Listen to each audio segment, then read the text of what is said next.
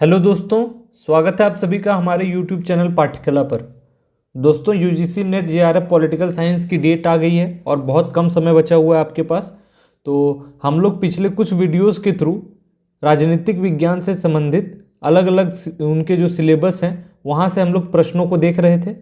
ठीक है, और एक तरीके से आपको मॉक्स के रूप में हेल्प कर रहा होगा आई होप, और काफ़ी अच्छे क्वेश्चंस हम लोगों ने देखे। आज के इस वीडियोस के थ्रू हम लोग राजनीतिक सिद्धांत से संबंधित प्रश्नों को देखने वाले हैं। ठीक है, राजनीतिक सिद्धांत से 30 प्रश्नों को एनालाइज करेंगे।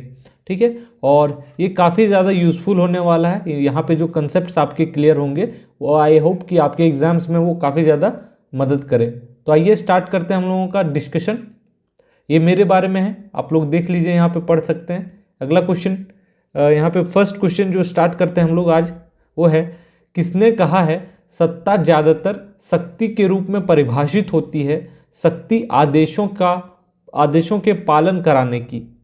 ठीक है, तो किनके द्वारा यह कथन कहा गया यह बताना है। रॉबर्ट डहल, बीच, साइमन या मैकाइवर। तो बताइए किनके द्वारा यह कहा गया कि सत्ता ज्यादातर शक्ति के रूप में परिभाषित होती है शक्ति आदेशों के पालन कराने की। तो यह स्टेटमेंट कहा गया है ऑप्शन डी, मैकाइवर के द्वारा। ठीक है, तो स्टेटमेंट बेस्ड क्वेश्चंस आपके एग्जाम्स में पूछे जाते हैं, नेट हो या कहीं पे भी, तो इसको याद रखिए। ठीक है, लिख लीजिए कहीं पे और इसको एक बार पढ़ लीजिएगा। अगला प्रश्न देखते हैं हम लोग। देखिए, किसका कथन है कि शक्ति भ्रष्ट कर देती है और पूर्ण शक्ति पूर्ण रूप से भ्रष्ट कर देती है। ठीक है, इंग्लिश में यह बहुत फेमस है, power corrupts and power corrupts absolutely. ठीक है, तो बताइए किनके द्वारा यह कहा गया, लास्की, लॉर्ड एक्टन, सेबाइन या हेगल। तो इसका सही जवाब क्या हो जाएगा? इसका सही जवाब है option number B, Lord Acton. ठीक है, इन्हीं के द्वारा यह कथन कहा गया, बहुत इंपॉर्टेंट है, इसको नोट डाउन कर लीजिए। अगला प्रश्न है, निम्नांकित में से किसने सत्ता, ठीक है, सत्ता या प्राधिकार को प्राकृतिक आवश्यकता कहा है? ठीक है, तो बताइए किसके द्वारा सत्ता या प्राधिकार को प्राकृतिक आवश्यकता कहा गया? तो इसका सही जवाब क्या होगा? हन्ना अरेंट, माइकल ऑक्सफोर्ड या फिर रोजर स्क्रटन, इरविंग क्रिस्टॉल। तो इसका सही जवाब क्या होगा? इसका सही जवाब ऑप्शन सी। ठीक है, यहाँ पे देखिए रॉजर स्क्रटन ने ये स्टेटमेंट कहा, तो इसको याद रखिएगा। ठीक है, और जो प्राधिकार होता है वो किसको कहते हैं? किसी व्यक्ति, गुट या कोई संस्थान, ठीक है, कि मतलब किसी व्यक्ति, गुट या संस्थान के किसी विषय या क्षेत्र में निर्णय लेने की ऐसी क्षमता को कहते हैं जो किसी राज्य द्वारा प्रदान की गई हो। ठीक, तो इसको याद रखिएगा। अगला प्रश्न, किसका संबंध शक्ति अभिजन की अवधारणा से है? ठीक है, तो बताइए किन्होंने यह शक्ति अभिजन की अवधारणा के बारे में बताया? पेरेटो, मॉस्का, सी राइट मिल्स या कार्ल मैनहिम। तो बताइए इसका सही जवाब क्या होगा? इसका सही जवाब है ऑप्शन नंबर सी। ठीक है, सी राइट मिल्स के द्वारा अब शक्ति अभिजन की अवधारणा बताई गई। तो इसको याद रखिएगा आप लोग, और इनसे संबंधित याद रखिएगा कि इनकी एक पुस्तक है, उसका नाम है the power elite, the power elite. ठीक है, और यह पुस्तक कब पब्लिश हुई? 1956 में। ठीक है, तो यह इनसे संबंधित है, इसको याद रखिएगा। और इसमें उन्होंने क्या किया, अमेरिका के जो लोकतंत्र है उनकी समीक्षा किया है। ठीक है, और फिर वो बोलते हैं कि अमेरिका में लोगों के शासन के बजाय शक्ति अभिजनों का शासन होता है। ठीक है, जैसे वहाँ के जो नेता हो गए, सैन्य के जो आर्मी के वहाँ पे चीफ हो गए, इन सब चीज़ों को वो बोलते हैं। ठीक है, तो सी राइट मिल्स शक्ति अभिजन की अवधारणा याद रखिए।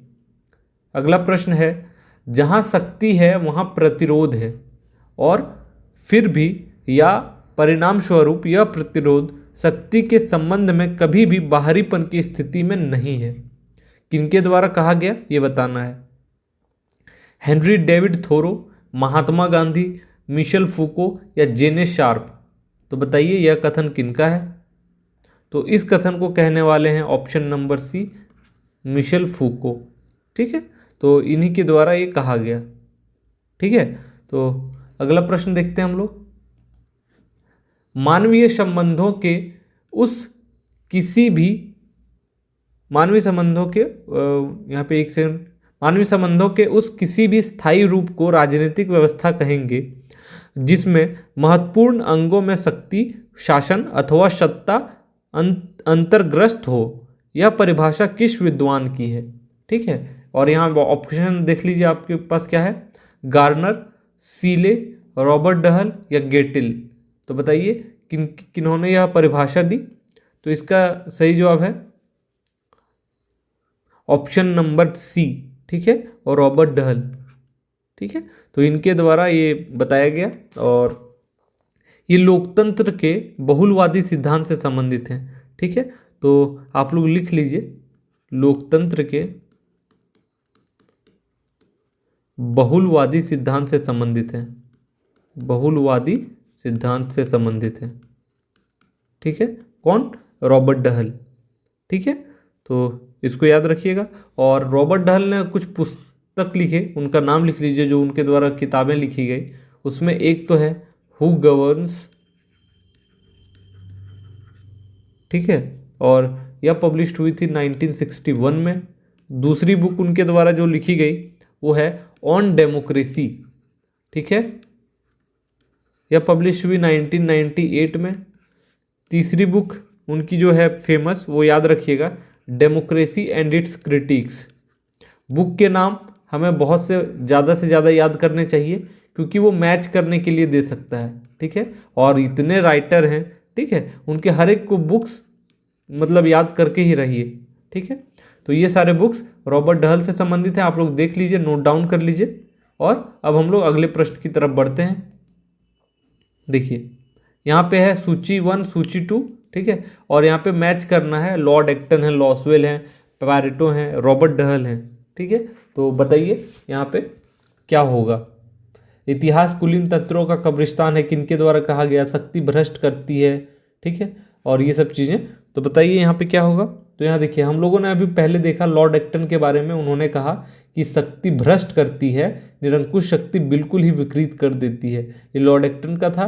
तो ए का टू देखिए, आपका एक भी स्टेटमेंट पता रहने से आपका क्वेश्चन बन जाता है। ठीक है, और ये काफ़ी ज़्यादा यूजफुल होगा आपको, एकदम एक क्वेश्चन से आपका जेआरएफ बन सकता है, एक क्वेश्चन से आपका जेआरएफ रुक सकता है। ठीक है, इसीलिए बहुत ज़रूरी है कि सारे क्वेश्चंस को हम लोग देखें, याद करें। ठीक है, तो देखिए ए का 2, बी का 3, फिर सी का 1 और फिर डी का 4। तो याद कर लीजिए इसको और लिख लीजिए, क्योंकि हो सकता है आपके एग्जाम्स में लॉसवेल का स्टेटमेंट पूछ दे, पैरेटो के पूछ दे। ठीक है, तो कुछ भी पूछा जा सकता है। अगला प्रश्न, निम्न में से किस लेखक के अनुसार शक्ति बंदूक की नली से निकलती है? ठीक है, लेनिन, ओपेनहेमर, स्टालिन या माओ से तंग? माओ से तुंग होता है ना, तो यहाँ पे तुंग होगा। तो बताइए किन्होंने यह कहा कि शक्ति बंदूक की नली से निकलती है? तो इसका सही जवाब क्या हो जाएगा? ऑप्शन नंबर डी, माओ। ठीक है, उन्होंने ही ये 1938 में कहा था, बहुत फेमस है। ठीक है, अगला प्रश्न देखते हैं हम लोग। देखिए यहाँ पे निम्न कथनों में से कौन सा वैधता का आशय बताता है? ठीक है, वैधता, लीगैलिटी, जिसको लेजिटिमेसी बोलते हैं। ठीक है, इसका तात्पर्य प्रभावशाली राजनीति व्यवस्था से है। इसका तात्पर्य है कि ऐसी आस्था उत्पन्न करना और उसे कायम रखना कि प्रचलित राजनीतिक संस्थाएं समाज के लिए सर्वाधिक उपयुक्त हैं। इसका तात्पर्य उस आस्था से है कि प्रचलित राजनीतिक संस्थाओं में सुधार करना। और चौथा है, इसका तात्पर्य है कि शासन की प्रक्रिया में परिवर्तन लाना। तो बताइए वैधता का आशय किससे है? तो इसका सही जवाब क्या हो जाएगा? Option number B. इसका तात्पर्य है कि ऐसी आस्था उत्पन्न करना और उसे कायम रखना कि प्रचलित राजनीतिक संस्थाएं समाज के लिए सर्वाधिक उपयुक्त हैं। ठीक है, तो यही वैधता का आशय है। इसको याद रखना आप लोगों को। और आप लोग जानते हैं जो वैधता है वो समाज में कानून को सर्वमान्य सहमति प्रदान करवाता है। ठीक है, और वैधता के बारे में सबसे जो विद्वान जो हैं, जो जिन्होंने बताया है वो कौन है, उनका नाम है मैक्स वेबर। ठीक है, तो कभी भी इन केस पूछा जाए कि वैधता से रिलेटेड कौन है तो याद रखिएगा मैक्स वेबर। अगला प्रश्न, वैध शक्ति मानी जाती है क्या? ठीक है, वैध शक्ति मानी जाती है सत्ता या प्राधिकार, उसके बाद है प्रभाव, छल, योजन या फिर बल। तो बताइए वैध शक्ति क्या मानी जाती है? तो यहाँ पे हो जाएगा ऑप्शन नंबर ए, सत्ता या प्राधिकार। ठीक है, इसी को वैध शक्ति माना जाता है। ठीक है, और जैसे मैंने बताया कि मैक्स वेबर इनसे जुड़े होते हैं वैध से, वैधता से या वैध शक्ति से। तो इन्होंने सत्ता के 3 प्रकार बताए हैं, आप लोगों को पता होगा। मैक्स वेबर के अनुसार, मैक्स वेबर के अनुसार सत्ता के 3 प्रकार उन्होंने बताए हैं। कौन कौन से आपको याद हैं? एक तो करिश्माई उन्होंने बताया, करिश्माई। ठीक है, एक सेकेंड, करिश्माई या चमत्कारी सत्ता जो बोलते हैं हम लोग। दूसरा उन्होंने बताया परंपरागत सत्ता, और तीसरा उन्होंने क्या बताया? विवेक या विधि सम्मत, विवेक, ठीक है, या फिर विधि सम्मत सत्ता, विधि सम्मत अधर्म सत्ता। ठीक है, तो ये मैक्स वेबर ने सत्ता को 3 पार्ट में डिवाइड किया, करिश्माई सत्ता, परंपरागत सत्ता और फिर विवेक या विधि सम्मतता। ठीक है, अगला प्रश्न देखते हैं हम लोग। देखिए निम्नलिखित में से कौन द स्पिरिट ऑफ लॉज का लेखक है? ठीक है, तो एक बुक है द स्पिरिट ऑफ लॉज, यह किनके द्वारा लिखा गया? लास्की, मोंटेस्क्यू, उसके बाद है गार्नर या फिर सिशरो। तो बताइए इसका सही जवाब क्या हो जाएगा? तो इसका सही जवाब हो जाएगा आपका ऑप्शन नंबर बी, मोंटेस्क्यू। ठीक है, तो मोंटेस्क्यू ने ही द स्पिरिट ऑफ लॉज नामक बुक लिखा, और जिसको क्या कहते हैं? कानून की आत्मा भी कहते हैं। ठीक है, तो हिंदी में भी पूछा जा सकता है, तो लिख लीजिए कानून की आत्मा। ठीक, इसी बुक का नाम है द स्पिरिट ऑफ लॉज, और इनके द्वारा लिखा गया। और मोंटेस्क्यू ने इस बुक में जिन विषयों पर ज़्यादा विचार किया है, वो उसमें सबसे ज़्यादा महत्वपूर्ण उन्होंने स्वतंत्रता के बारे में बताया है। ठीक है, तो फ्रीडम के बारे में उन्होंने बहुत ज़्यादा चर्चा की है इस बुक में। ठीक है, तो अगला प्रश्न हम लोग देखते हैं अभी। देखिए, कानून सामाजिक आचरण का नियमन करने वाले नियमों का समूह है, यह परिभाषा किसने दी? ठीक है, तो बताइए किनके द्वारा यह स्टेटमेंट दिया गया, किसने परिभाषा दी? हॉब्स, हॉलैंड, डिग्वी या ऑस्टिन। तो इस प्रश्न का सही जवाब क्या होगा? इसका सही जवाब है ऑप्शन नंबर सी। ठीक है, डिग्वी। तो इनके द्वारा यह परिभाषा दी गई। ठीक है, तो याद रखिएगा। अगला प्रश्न देखते हैं। कानून समस्त वासनाओं से रहित विवेक है, यह ईश्वर तथा विवेक की विशुद्ध वाणी है, यह परिभाषा किसने दी? ठीक है, तो बताइए यह परिभाषा किसके द्वारा दी गई? अरस्तु, सेंट थॉमस एक्विनास, मोंटेस्क्यू या कोई नहीं। तो इसका सही जवाब क्या हो जाएगा? इसका सही जवाब हो जाएगा ऑप्शन ए, अरस्तु। ठीक है, तो अरस्तु ने ही ये परिभाषा दी, तो इसको याद रखिएगा। और उनका कहना ये था कि जैसे यथार्थ जगत में केवल साधारण लोगों की सत्ता शासन पाया जाता है। ठीक है, तो उनका ये कहना था कि इसीलिए विधि का शासन ही सबसे उत्तम है, और उन्होंने इस प्रकार से परिभाषा दी। अगला प्रश्न है, राज्य विधि का शिशु तथा जनक दोनों ही है, या कथन संबंधित है किनसे? मैकाइवर से, हॉब्स से, ऑस्टिन से या क्रैब से? बताइए किन्होंने ये कहा राज्य विधि का शिशु तथा जनक दोनों ही है? तो इसका सही जवाब ऑप्शन ए, मैकाइवर हो जाएगा। ठीक है, तो उन्होंने कहा कि जो राज्य के अलग अलग वर्क हैं, कार्य हैं, उनका संचालन कैसे होता है? एक संविधान होता है और उसी के तहत कोई भी राज्य काम करता है। ठीक है, और उसी के तहत ही सारे कार्यों को पूरा करता है। इस प्रकार राज्य जो विधि का शिशु है, और दूसरी तरफ संविधान का निर्माण कौन करता है? राज्य करता है। ठीक है, संविधान के अनुसार राज्य चलता है और संविधान को बनाने वाला भी राज्य है। ठीक है, इसीलिए उन्होंने कहा है कि राज्य विधि का शिशु है तथा जनक दोनों ही है। ठीक है, आई होप समझ में आया हो। अगला क्वेश्चन देखते हैं। डाइसी ने निम्न में किस अवधारणा की श्रेष्ठ व्याख्या की? ठीक है, और आपके ऑप्शन है विधि का शासन, ब्रिटिश सम्राट का शासन, धार्मिक विधि या विधि का अमूर्तन। तो बताइए डाइसी ने किस अवधारणा की श्रेष्ठ व्याख्या की? तो इसका सही जवाब क्या होगा? ऑप्शन ए, विधि का शासन। ठीक है, तो इसका मतलब क्या है कि किसी भी देश का जो शासन का संचालन होगा वो किसी व्यक्ति की इच्छा द्वारा नहीं बल्कि कानून के द्वारा, विधि के द्वारा होगा। ठीक है, और इसका सबसे बड़ा उदाहरण ब्रिटेन आप लोग देख सकते हैं। ठीक है, ब्रिटेन में सभी व्यक्ति, चाहे उनका पद या स्थिति कुछ भी क्यों ना हो, एक ही लॉ है वहाँ पे, एक ही प्रकार के कोर्ट के अधीन है। ठीक है, तो विधि का शासन डाइसी ने बताया। अगला प्रश्न देखिए, बेंथम के अनुसार विधि का लक्ष्य क्या होना चाहिए? ठीक है, अधिकतम व्यक्तियों का अधिकतम सुख, अधिकतम व्यक्तियों का नैतिक विकास, अधिकतम व्यक्तियों का आर्थिक विकास, अधिकतम व्यक्तियों की अधिकतम आय। तो बताइए इसका सही जवाब क्या होगा? इसका सही जवाब ऑप्शन ए होगा, अधिकतम व्यक्तियों की अधिकतम सुख।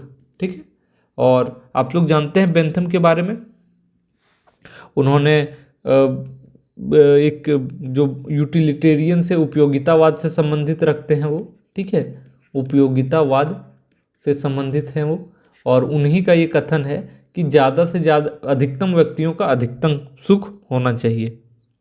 ठीक है, तो याद रखिएगा। और उनकी एक बुक भी है जिसको हम लोग बोलते हैं अनार्की एंड यूटोपिया। ठीक है, उनकी एक फेमस किताब है, तो इसका नाम याद रखिएगा। और उनका ये कहना था कि व्यक्ति की संतुष्टि का मापदंड जो होना चाहिए वो उपयोगिता है। ठीक है, ये ऐसे कहा जाता है कि जो इंसान जो है, जो ज़्यादा प्लेजर देता है, जो ज़्यादा सुखी देता है, इंसान उस काम को करना चाहता है, और जो दुख देता है इंसान को, वो काम वो छोड़ना चाहता, नहीं करना चाहता है। ठीक है, और उनका ये कहना था कि जब संपूर्ण किसी राज्य के लिए नीति का कोई निर्माण करना हो या किसी डिसीजन पे पहुंचना हो, कोई डिसीजन लेना हो, ठीक है, तो सबसे उसका जो सर्वोपरि सिद्धांत होना चाहिए वो ये कि अधिकतम लोगों का अधिकतम सुख होना चाहिए उस नीति के थ्रू। ठीक है, उस पॉलिसी के थ्रू। तो याद रखिएगा बेंथम के अनुसार क्या कहा गया। अगला प्रश्न देखिए, कानून संप्रभु की आज्ञा है, यह कथन है किसका? लॉक का, रूसो का, जॉन ऑस्टिन का या गार्नर का? ठीक है, तो किनके द्वारा यह कहा गया कि कानून जो है वो संप्रभु का आज्ञा है? ठीक है, संप्रभु यानी सोवरिन जिसको बोलते हैं। ठीक है, तो बताइए किनके द्वारा यह कहा गया? Option C, John Austin. ठीक है, और जॉन ऑस्टिन ने ही बहुत अच्छे तरीके से कानून संप्रभु के बारे में बात किया है। ठीक है, कि संप्रभु किस प्रकार से होगा। ठीक, तो इसको याद रखिएगा। और वो उन्होंने सकारात्मक कानून की धारणा में जो प्रचलित पूर्व मान्यताएं हैं उनको कोई स्थान नहीं दिया है। ठीक है, जैसे प्राकृतिक कानून, दैवीय कानून, परंपराओं या प्रथाओं को सही अर्थों में कानून नहीं कहा जा सकता है। ठीक है, क्योंकि वह संप्रभु के आदेश के कारण नहीं बना है। ठीक है, तो जो संप्रभु आदेश देगा, ठीक है, और जो कानून बनाएगा तो वो सबसे बेस्ट होगा, वो ऐसा मानना था उनका। ठीक, और जैसे परंपराएं हो गई, प्राकृतिक कानून, दैवीय कानून, ये संप्रभु थोड़ी ना बनाया है। इसलिए ऑस्टिन का कहना है कि कानून संप्रभु की आज्ञा है। ओके, अगला क्वेश्चन देखिए, जहां कानून नहीं होता वहां स्वतंत्रता भी नहीं होती, यह कथन निम्न में से किसके हैं? लॉक, ग्रीन, लास्की या विलोबी? बताइए किन्होंने यह कहा कि जब कानून नहीं होगा तो वहां स्वतंत्रता भी नहीं होगा? इसका सही जवाब है ऑप्शन नंबर ए, लॉक। ठीक है, जॉन लॉक का यह फेमस स्टेटमेंट है, तो उसको याद रखिए आप लोग। और उन्होंने इसलिए कहा कि कानून का होना इसलिए आवश्यक है क्योंकि कानून के द्वारा ही किसी के राइट्स, किसी के अधिकार की रक्षा हो सकती है। ठीक है, और यदि कानून नहीं हो तो मनुष्य को जो अपने अधिकार हैं, अपने जो राइट्स हैं, उसकी रक्षा खुद के भरोसे करने पड़ेगी, है ना। और लॉ की एक बुक है, आप लोग याद होगा तो, second treaty of civil government. ठीक है, लिख लीजिए, second treaties of civil government, of civil government, यह उनकी फेमस किताब है, तो इसको याद रखिएगा। अगला प्रश्न देखते हैं हम लोग। दंड का प्रतिकारात्मक सिद्धांत आधारित है किस पर? बदले के सिद्धांत पर, निवारक दंड के सिद्धांत पर, अपराधी को सुधारने के सिद्धांत पर, या प्रेम के सिद्धांत पर? तो दंड का प्रतिकारात्मक सिद्धांत किस पे आधारित है, यह बताना है। और यहाँ पे ऑप्शंस देख लीजिए आप लोग और बताइए क्या होगा।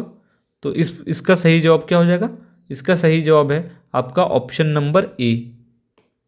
ठीक है, यहाँ पे देखिए, बदले के सिद्धांत पर। ठीक है, तो इसको बोलते हैं रिट्रीब्यूटिव थ्योरी, दंड का प्रतिकारात्मक सिद्धांत। ठीक है, इसके अनुसार क्या होता है कि अपराधी को अवश्य ही दंड मिलना चाहिए, पनिशमेंट मिलना ही चाहिए, क्योंकि उसने अपराध किया है।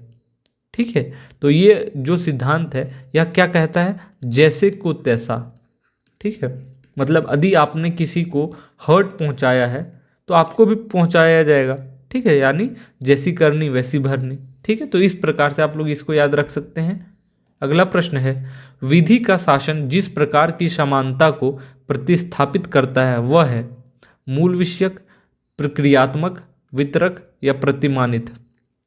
इसका सही जवाब क्या है? इसका सही जवाब हो जाएगा आपका ऑप्शन नंबर बी, प्रक्रियात्मक। ठीक है, तो विधि का शासन प्रक्रियात्मक समानता को प्रतिस्थापित करता है। इसके अंतर्गत क्या है, जो कानून द्वारा ऐसी प्रक्रियाओं का उल्लेख कर दिया जाता है जिसके आधार पर कोई भी शासन का संचालन होता है। ठीक है, और इसमें माना जाता है कि लॉ सबसे ऊपर है, सुप्रीम है, और सभी व्यक्ति, चाहे वो किसी भी पोजीशन पे हों, वो कितने भी अमीर हों, वो सब लॉ के अंडर हैं। ठीक है, तो इसको याद रखिएगा। अगला प्रश्न देखते हैं, विधिक और राजनीतिक संप्रभु के मध्य के भेद पर जोर दिया था। ठीक है, विधिक और राजनीतिक संप्रभु, इनके भेद के बीच में, इनके बीच में जो डिफरेंसेस है उसके बारे में किन्होंने बताया? ऑस्टिन, ड्यूगिट, डाइसी या लास्की? तो इसका सही जवाब क्या हो जाएगा? इसका सही जवाब होगा, बताइए, इस क्वेश्चन का सही जवाब क्या हो जाएगा? इसका सही जवाब हो जाएगा आपका ऑप्शन नंबर सी, डाइसी। ठीक है, तो डाइसी ने ही विधिक और राजनीतिक संप्रभु के बीच में एक तरीके से डिफरेंसेस बताए, तो इसको याद रखना है। ओके, अगला प्रश्न हम लोग देखते हैं, एक सेकेंड, देखिए, लोकप्रिय संप्रभुता की अवधारणा का प्रतिपादन किसने किया? ऑस्टिन ने, हॉब्स ने, लॉक ने या रूसो ने? ठीक है, तो बताइए किन्होंने लोकप्रिय संप्रभुता के बारे में बताया? तो ये इंपॉर्टेंट है, याद रखिएगा। तो इसका सही जवाब क्या हो जाएगा? इसका सही जवाब हो जाएगा ऑप्शन नंबर डी, रूसो ने। ठीक है, इसी को पॉपुलर सोवरेनिटी कहा जाता है, पॉपुलर सोवरेनिटी। तो इसके बारे में रूसो ने बताया, और उनका ये कहना था कि जो सोवरेनिटी है वो लोगों में बसता है। ठीक है, जो लोग हैं, पीपल जो हैं, पब्लिक जो है, जो जनता है। ठीक, तो इस प्रकार से लोकप्रिय संप्रभुता की अवधारणा का प्रतिपादन रूसो ने किया। इसको आप लोग याद रखिएगा। ठीक है, अगला प्रश्न की ओर बढ़ते हैं हम लोग। देखिए, यहाँ पे है, निम्नलिखित में से किस विचारक ने एक सर्वशक्तिमान संप्रभु का विचार दिया है? तो बताइए इसका सही जवाब क्या हो जाएगा? इसका सही जवाब क्या होगा? पहले ऑप्शन देख लीजिए, रूसो, टी हॉब्स, लॉक या जे.एस. मिल। आप पहले आंसर करने की कोशिश करिए। तो इसका सही जवाब हो जाएगा option number B, Hobbes, Thomas Hobbes. ठीक है। इन्होंने एक सर्वशक्तिमान संप्रभु का विचार दिया और उनके अनुसार जो संप्रभुता है वो सर्वोच्च शक्तिशाली है, असीमित है, ठीक है, निरंकुश है। तो याद रखिएगा उनके द्वारा जो कहा गया। और उन्होंने कहा कि उन्होंने बहुत सारे बुक्स लिखे, आप लोग जानते होंगे। आप लोगों ने यदि हमारा इंडियन पॉलिटिकल थॉट का प्लेलिस्ट चेक नहीं किया तो एक बार चेक कर सकते हैं, वहाँ पे बहुत सारे थिंकर्स के बारे में बताया हुआ है। और वेस्टर्न पॉलिटिकल थॉट में भी हॉब्स और एरिस्टोटल, प्लेटो, ये सब भी कवर हैं। कुछ कुछ वीडियोस को आप लोग देख सकते हैं, ठीक है। तो देखिए इन्होंने जो बुक लिखा उसमें लिवाइथन तो आप लोग जानते ही होंगे, जो कि 1651 में पब्लिश हुआ। दूसरी बुक उनकी है डी कॉर्पोरे, ठीक है, जो कि पब्लिश हुआ 1655 में, ठीक। और elements of law and nature, ठीक है, elements of law and elements of law, उसके बाद यहाँ semicolon natural and politic, natural and politic. तो यह बुक भी उन्हीं के द्वारा लिखा गया 1650 में। तो कुछ कुछ बुक्स उनके द्वारा जो लिखे गए उसको भी याद रखिए आप लोग। अगला प्रश्न है, निम्नलिखित में से यह किसका वक्तव्य है? संप्रभुता नागरिकों और प्रजनों के ऊपर विधि द्वारा अमर्यादित राज्य की सर्वोच्च शक्ति है। यहाँ पे J Bodin, H Gardner, Harold Laski, Ayatollah Ruhollah Khomeini, किनके द्वारा यह कहा गया ये बताना है। तो देखिए इस प्रश्न का सही जवाब क्या होगा? Option number A. इसको इंग्लिश में लिखा जाता है जीन बोर्डिन, ठीक है। अब इसको जे बोदा पढ़ते होंगे शायद हिंदी में, तो यही लिखा जा रहा है। तो इन्होंने ही यह बताया, तो इसको याद रखिएगा, ठीक है। अगला प्रश्न देखते हैं हम लोग। यहाँ पे भी कथन है, किंतु प्रत्येक व्यक्ति जानता है कि संसद राजा को आस्टिनवादी अर्थ में प्रभुसत्ता संपन्न संस्था समझना असंगत है। यह कथन किसका है? ठीक है, इसका जवाब क्या होगा? डाइसी, लास्की, मैटलैंड या लॉर्ड ब्राइस। तो इसका सही जवाब ऑप्शन नंबर बी लास्की है, ठीक है। तो इन्हीं के द्वारा यह कहा गया। अगला प्रश्न देखते हैं हम लोग। देखिए निम्नलिखित में से कौन एक बहुलवादी विचारक नहीं है? ठीक है, यहाँ पे नहीं है पूछा जा रहा है बहुलवादी विचारक। ऑप्शन देख लीजिए आप लोग, GDH Cole, E Barker, John Austin, HJ Laski. तो बताइए कौन नहीं है? तो इसका सही जवाब जॉन ऑस्टिन है, ठीक है। ये बहुलवादी विचारक नहीं है, बल्कि एक तरीके से इनको, ये जॉन ऑस्टिन जो है वो बहुत बड़े समर्थक हैं एकलवादी के, एकलवादी विचारक हैं ये, ठीक है। और जॉन ऑस्टिन के बारे में एक बुक लिख लीजिए जो बहुत फेमस है उनकी, तो उसका नाम है lectures on jurisprudence, lectures on jurisprudence. यह उनकी बहुत फेमस बुक है, ठीक है। तो इसको आप लोग नोट डाउन कर लीजिए। और यह बुक पब्लिश हुई थी 1832 में, पूछा जा सकता है, ठीक है। और एकलवादी सिद्धांत से संबंधित है। बहुलवादी विचारक JDH कोल, ई बार्कर, HJ लास्की हैं। बहुलवादी सिद्धांत का ये मानना है, जैसे पहले एकलवादी समझिए, एकलवादी का कहना है कि जो सोवरेन है, जो संप्रभुता है, वह राज्य में है, एक ही जगह पे केंद्रित है, एक ही के पास सुप्रीम पावर है, ठीक है। जबकि जो बहुलवादी हैं उनका मानना है कि स्टेट के पास सत्ता है, संप्रभुता है, लेकिन इसके अलावा और भी जितने भी समुदाय हैं उनके पास भी है, ठीक है। तो वो ये बहुलवादी ये नहीं मानना चाहते हैं कि किसी एक के हाथों में सारी पावर्स कंसंट्रेटेड हो, ठीक है। तो इसको याद रखिएगा।